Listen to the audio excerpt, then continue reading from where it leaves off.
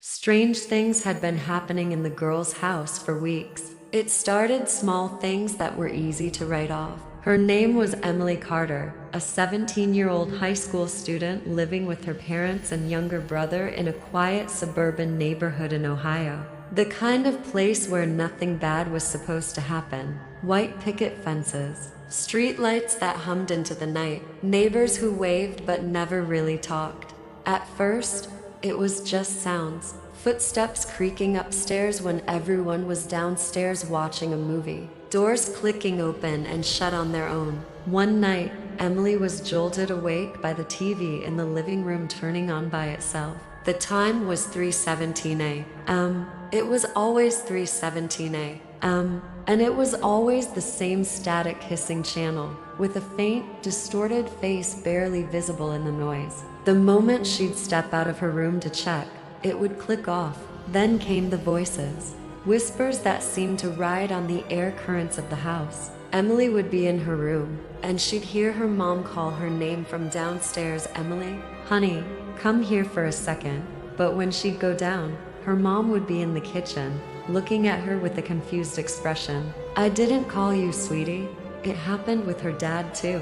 A muffled voice from the garage, calling for help with a tool, but he'd be at work. Her brother swore he saw his dad standing in the hallway one night, just staring at his bedroom door without blinking. When he blinked, the hallway was empty. They tried to laugh it off. Nerves, an old house making noises, an overactive imagination, until the reflections started changing. One evening, Emily was brushing her teeth, her eyes half closed with exhaustion. When she opened them, her reflection in the mirror smiled back at her, a wide, chilling grin even though her own mouth hadn't moved at all. She dropped her toothbrush and screamed. When her mom ran in, the face in the mirror was just her own again, terrified. That was the night Emily started hanging a sheet over the mirror in her bedroom. One Friday night, Emily decided she needed to get out. She met up with her friends Jake, Melissa, and Aaron. They hung out at a diner, then just drove around town, blasting music, trying to feel normal. But around 10:45 p.m., a cold dread started creeping up Emily's spine. She kept checking her phone. Her mom had called earlier, and her voice sounded off, delayed, like there was a half-second echo. Come home soon, okay? Don't forget I'm to waiting subscribe for you here. and ring By the that time notification Jake bell. pulled his car up We in front upload of her fresh, house, original it was horror stories almost daily, midnight. All and you the won't lights want to were miss off. what's coming That's next. weird, Melissa said from the back seat. Didn't you say your parents were home? They were, Emily replied, her eyes fixed on the dark windows. As they got out of the car, a cold silence fell over them. From inside the house, they could hear movement, a slow, heavy dragging sound, then a soft, deliberate knock. From the inside of the front door, Jake swallowed hard. Okay, yeah, that's officially creepy, but Emily pushed forward. It's probably just my parents. Maybe the power's out. She walked up the porch steps and knocked. The sounds inside stopped instantly. A few seconds of dead silence passed, and then the door slowly creaked open. The inside was pitch black. No lights, no faces, just an empty, dark space. Emily took one hesitant step forward. Her friends stood on the lawn, squinting into the darkness. Then, without warning, Emily's eyes rolled back and she collapsed, her body hitting the porch with a sickening thud. Emily, Melissa screamed. Jake lunged for her, but the front door slammed shut with supernatural force, the sound echoing through the neighborhood. The house went completely, unnervingly silent. When Emily came to, she was lying on her living room couch. Her head was pounding. Her real parents, her brother, and her friends were all there, their faces a blur of panic. Are you okay? What happened? You just fainted. Emily sat up, her heart hammering against her ribs. No, she whispered, her voice trembling. I didn't just fall. The room went quiet. She looked at her parents, who had just pulled into the driveway moments after she collapsed. When the door opened, I saw someone. Her mom frowned.